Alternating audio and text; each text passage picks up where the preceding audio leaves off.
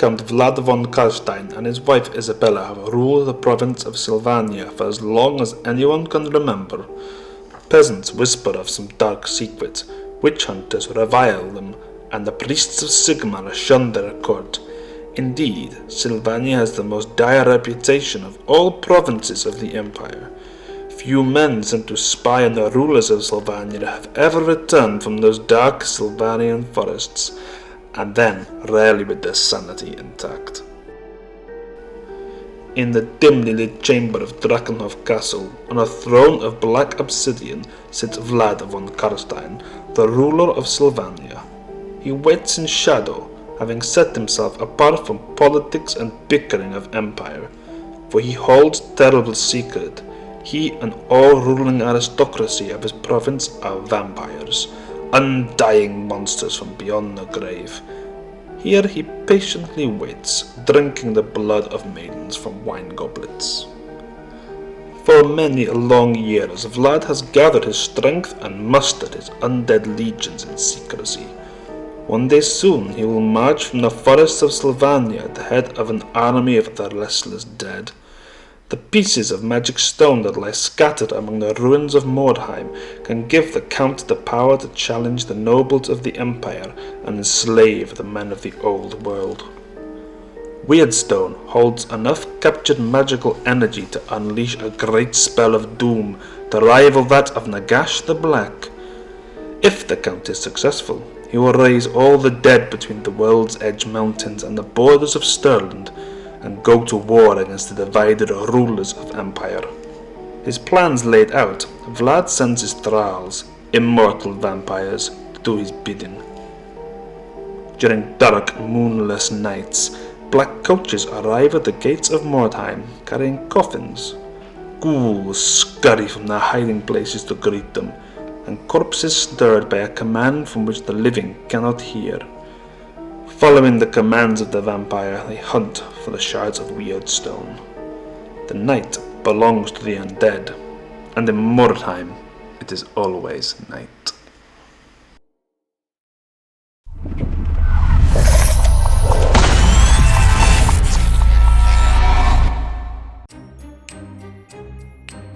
Welcome to our Halloween episode, and for this Halloween I'm going to be making a Mordheim Undead Warband.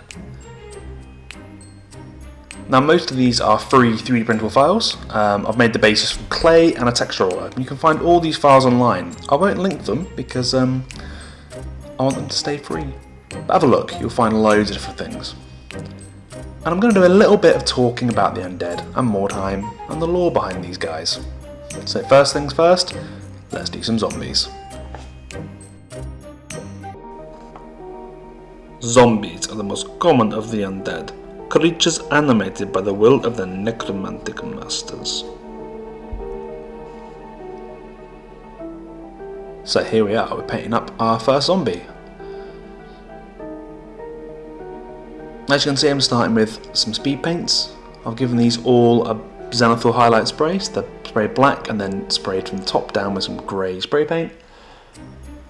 And then we're using the natural Zenithal as long as the speed painters to give yourself a nice, natural and really easy top highlight. Now all the things I'm reading from, the little snippets, are all from the Mordheim rulebook, produced by Games Workshop in 1997. And I just thought, whilst I do some painting and talking, we'll also do some lore behind Mordheim in this spookiest of seasons. Now for all my undead, I try and go for like a grimdark, natural tone. I see a lot of really bright warbands, which are great in some areas, but I tend to think that the undead should be a bit muted. They are, after all, already dead. Their bright and lovely days are gone. Maybe the vampire might be brighter, but especially zombies, they're going to be very muted. And speed paints work really well for doing lots of... And when you've got all your colours down, just get an off-white colour, I'm using skeleton bone, and give it a really nice dry brush. Dry brush over all the miniatures colours, the skin, the clothes, the hat, everything you've got. It really ties them all together and gives it that sort of worn, dusty appearance. Because after all, these guys, they're dead. They're not going to be bright and happy. They've had their bright happy days, now they're the whim of a vampiric master. So yeah, they're going to be a little bit faded. There he is, looking beautiful. I find it really difficult, I'm going to have to get a better setup, to actually paint where you can see it. I'm always trying to readjust where I'm putting the miniature. It's almost as hard as painting eyeballs. Almost. But when you find the finicky details, you want to get some very light grey and just dry brush the base. I made these bases using air drying clay, and I've got a texture roller which is literally just square bits on a roller. I did about 40 bases I think, and if I was going to do it again I wouldn't use clay because the clay dries and cracks, and I've had so many of these bases crack apart, which isn't a big issue because you just glue them back together, but it's a bit annoying. And just to finish the model off, I give it a nice dark brown base. I like dark brown rims. I think they really make the miniature pop a little bit. So there he is. He looks very dusty, but I want him to look a bit dusty. I don't want him to look really bright. And if you put them together in a big group, I think they look really good. They look dead. I've used a lot of the technical blood paints from Army Painter, and I think they've turned out really good. So next up on the block, let's have a go at some ghouls. Ghouls are the descendants of evil and insane men who ate the flesh of the dead. When the lean and hungry times of famine come upon the old world, the most depraved and destitute look to feasting on corpses to survive. Driven by their unspeakable craving for the meat of their fellow men, these creatures have given up their human lives and dwell near graveyards, crypts, and tombs, digging up rotting corpses of the recently buried and consuming the cold flesh with their bare teeth and claws. The destruction of Mordheim attracted many ghoul clans from the north, and now they have taken up a permanent residence in the crypts and cemeteries of this once ruined city. Oh, I really like some ghouls, and I really like having them a very pallid living colour, because they are actually alive. Unlike the majority of the Warband, they're actually living, so it's quite nice to give them a bit different of a skin colour. And I've gone for purple because it's nice, it sort of meets in with the Undead look quite well. And sometimes a really expensive model holder breaks. But it's okay because these are single piece miniatures, so it's all fine. Anyway, we're back to dry brushing. I go over at the purple contrast paint, and then I just dry brush with some flesh tones, and then I bring the flesh tones up with even more tones. And you're just working your way up from the contrast paint with the zenith highlight again, right the way up to a really bright, almost white bone colour. I could talk about how I'm dry brushing things, but you can see how I'm dry brushing things. You get a nice brush. These are actually makeup brushes. I got them in like a cheap makeup set that I saw in the pound shop, and it came with 8 brushes of varying sizes for £1. And they're weirdly some of the best dry brushes I've ever used. They're really, really good. So yeah, pro tip, if you want to get a really great dry brush, just go and get a really nice soft makeup brush. You get really big ones for terrain, or these little small ones which are great for minis, and they just dry brush really, really well. But these ghouls are really, really simple. Once you've got the flesh tones down, you throw a bit of brown contrast paint on the leather and the aprons and things.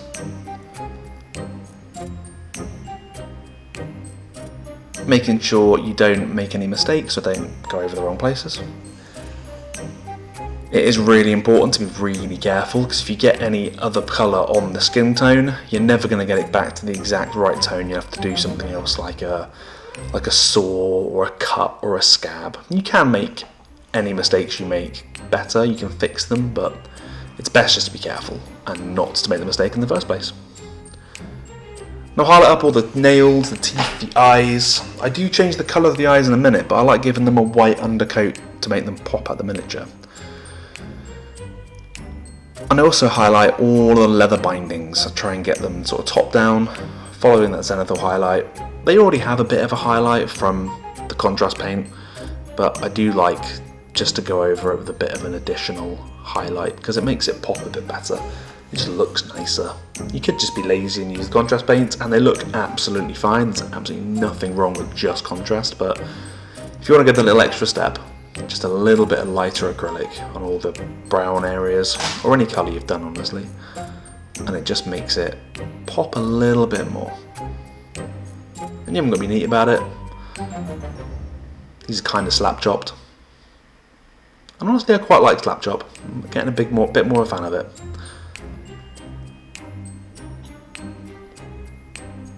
Last up, some Evil Sun's Scarlet of the Eyeballs. I didn't do this on the zombies. I want the zombies to have very muted dead eyes, but these ghouls, eaters of the dead, I really want them to have evil red eyes. And the white undercoat you put on beforehand really helps them pop.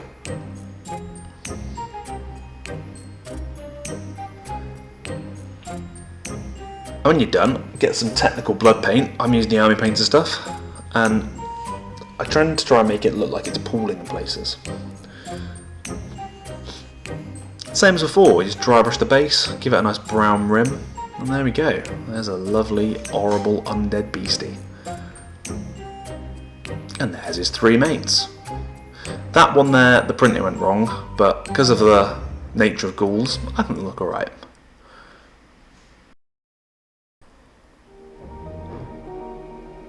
Dire wolves are slavering undead hounds, the animated remains of the giant wolves of the Welsh Edge Mountains. Their chilling howls can strike fear into the hearts of even the bravest warriors or most ruthless dwarven mercenary. They prowl the streets of Mordheim like shadows, and many men have died with the cold jaws of a dire wolf around their neck. Yeah, alright, so this isn't a dire wolf, it's a giant spider. But for some reason, I don't like dire wolves in undead armies and undead warbands. They don't seem to fit to me. I don't know why. I've always had this whinge that I don't think they're as good for the undead as giant spiders. So in my warband, I've got a plastic giant spider from the old Battle for Skull Pass box.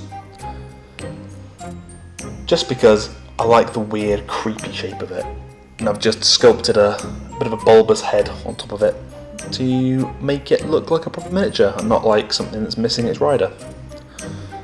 And I've gone again with the dark purple, the same contrast colours I'm using for the ghouls, apart from that these aren't fleshy, these are just going to be highlighted up dark purple.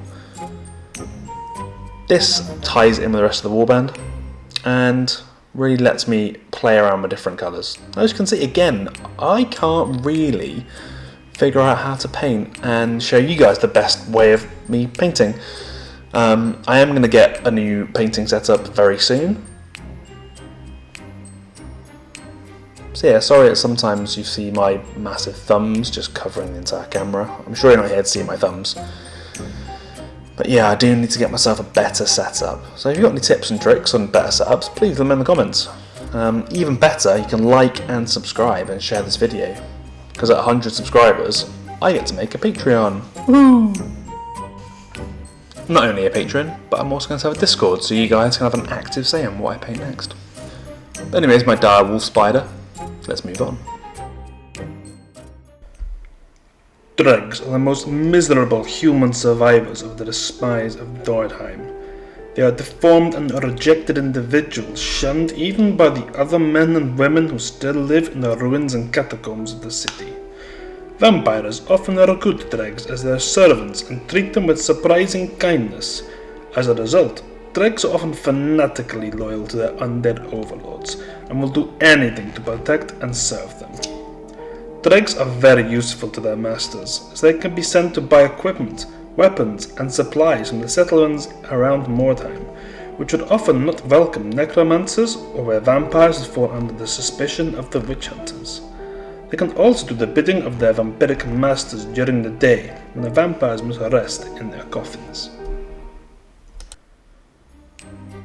So here we're painting our dregs, the human heroes of the necromantic warband. Again, as you can see, I've started with a really easy zenithal highlight, and we're just using some speed paints to get the base colours down. Now, being as this guy's mostly brown, I've decided that I'm actually going to give him a nice highlight over the top of the speed paints. Just because the majority colour on his body is brown, and just leaving it speed paint brown is a bit dark and a bit boring.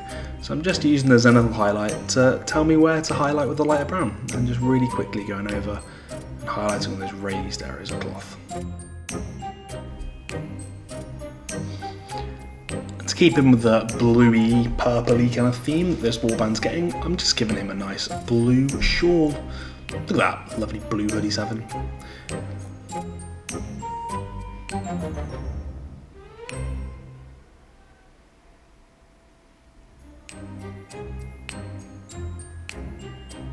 And for a change, I'm just going to use another contrast paint for the metals. I'm going to use broadsword silver contrast, which I don't use very often, but sometimes when I just want to get a quick metal effect down, I will use it straight over the zenithal highlight.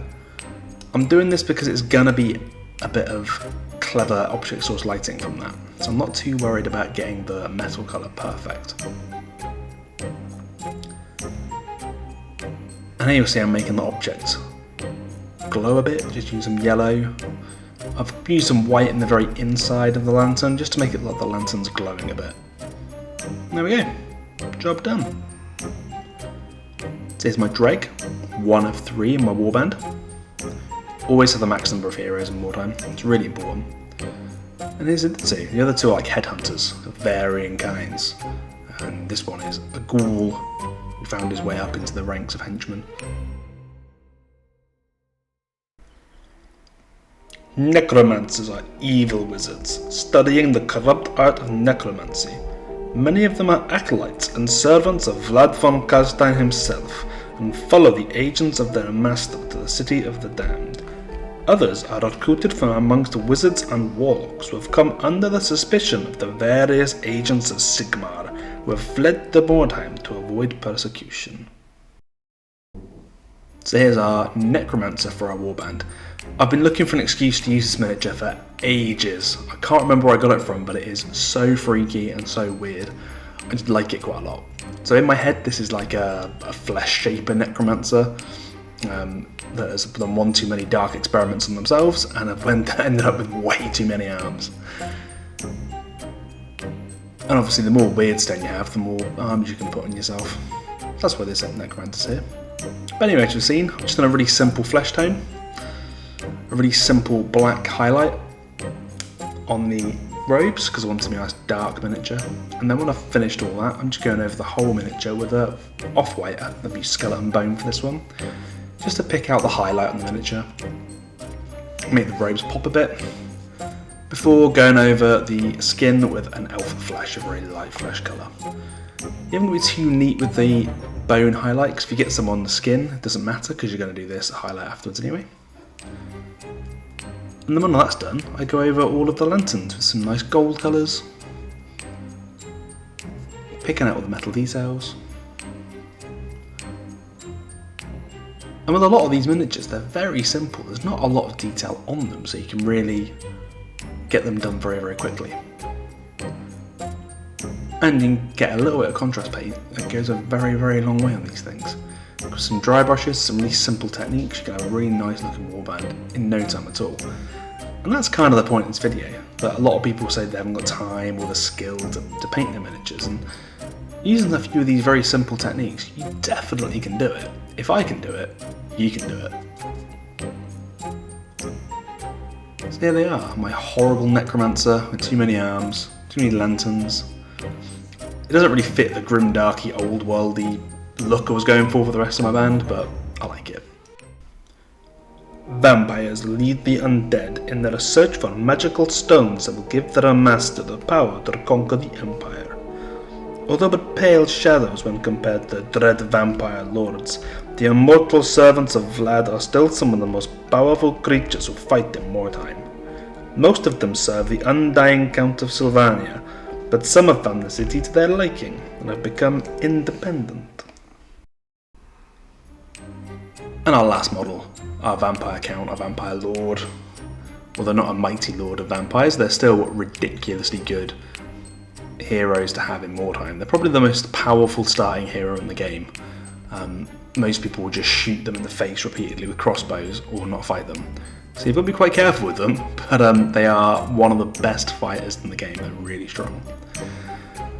And again, I wanted to go with a grimdark sort of paint scheme for this, so I've started with a nice blue wash on the skin, and then I'm going some dark brown on the boots and the leggings. And now I'll have a really nice dark red on the cloak. I want it to be really bloody and menacing. Unlike most of this video, I just cannot decide where to put that model. I really need a better camera setup. So yeah, like and subscribe for the 14th time, because at 100 subscribers, I'll start getting some nicer stuff, so I can make nicer videos, which I want to do, and I'm guessing you want to watch. Want some of those contrast paints are done. Just doing some very easy, simple gunmetals and things like the sword, and some of the buckles and the chains around his waist.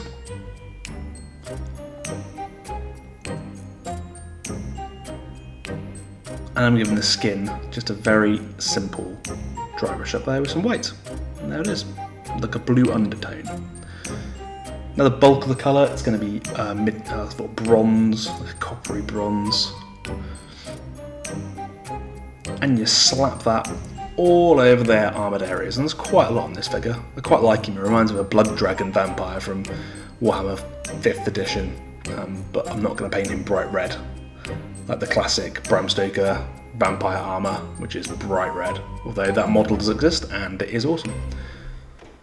But anyway, for this one we're just doing it a nice bronze look with some lovely bone shoulder pads, because I think I've just played too many video games where you use bones to make shoulder pads. I think in reality, if you had shoulder pads made of bone, they're just going to splinter and explode into your face. But this vampire, I'm going to worry about that. Maybe. And last but not least, last thing I'll do is I'm just going to slap a load of dark tone all over the metal bits. And there he is, my Mordheim vampire. I really like the dark, gritty tones this guy has. I think he fits in really nicely with the rest of my free 3D printed miniatures. So there's my heroes, my necromancer, my 3 dregs and my vampire. My headhunters of varying ghostly or ghoulish types. Igor and my vampire. And the henchmen, the zombies, the ghouls, the direwolf spider. And I think these have come out really nicely. So there we go, there's my Undead Warband all painted up using simple, easy techniques that anybody can do.